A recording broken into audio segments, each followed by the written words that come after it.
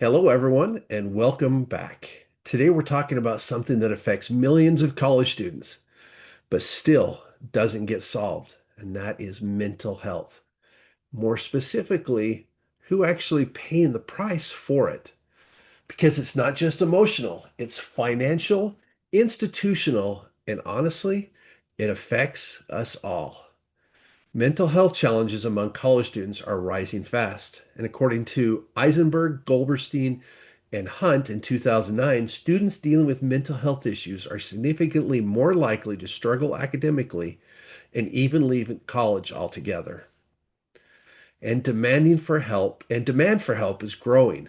Research by Lipson, Alati, and Eisenberg in 2019 shows that students are seeking mental health services more than ever before. But colleges don't have the resources to keep up. So we've got a clear problem. Many students need help, and the system can't handle it. Now, first thing we deal with is the cost. A study by Donahue, Goetz, and Song in 2024 found that access to mental health care is often determined by financial ability rather than actual need. That is a direct quote. Let me read this again. Make sure this sinks in. Access to mental health care is often determined by financial ability rather than actual need. That means students who need help the most often can't afford it. And according to Peterson, Arterberry, and Patrick in 2025, cost is one of the main reasons students avoid seeking help at all. So now we've got high demand, limited access, and financial barriers blocking the door. But there is a bigger impact. This doesn't just stay on campus. According to Asun and John in 2025, untreated mental health issues lead to long-term economic instability and reduce productivity. Students drop out, they carry debt without degrees, and that impacts the workforce, the economy. We don't get trained workers. We have a higher degrees of debt, and the universities are losing out on income.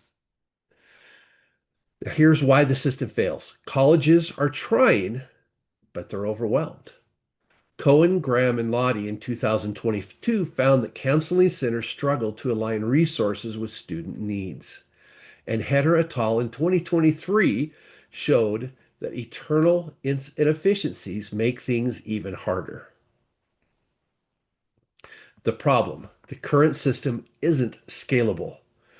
You can't solve a massive demand problem with limited one-on-one counseling. Now, here's what the solution that I propose. So here's where we shift from the problem to a solution, because simply adding more funding isn't enough.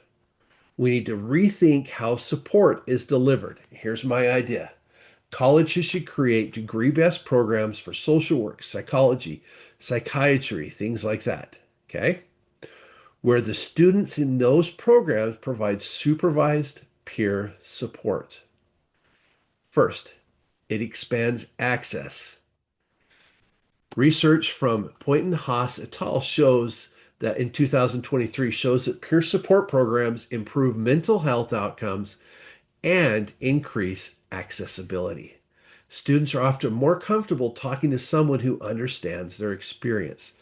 Second, it reduces costs. Peer support is far more cost effective than traditional counseling, which means more students get help without massively increasing budgets. Third, and this is huge, it builds real world experience. Students studying mental health fields wouldn't just learn theory, they would practice it. Working with real people under supervision, guided by trained professionals, this mirrors models already used in teaching programs and medical residencies. Fourth, it improves the entire system. According to Johnson and Kane in 2024, stepped care models allow lower level cases to be handled through peer or guided support while professionals focus on more complex needs. Right care, right level, right time. Bottom line, This solution doesn't just help students in crisis, it trains future professionals, expands access, and reduces costs, makes the system more sustainable. Now, the counter argument. Some people might say students aren't professionals. This could be risky, and that's fair. But these programs would be supervised by licensed professionals. Students wouldn't replace therapists. They would support them. And like we said before, it's a tiered system.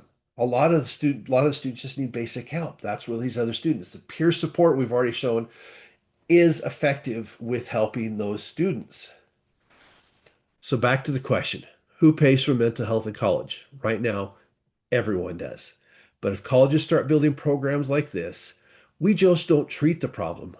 We start fixing the problem.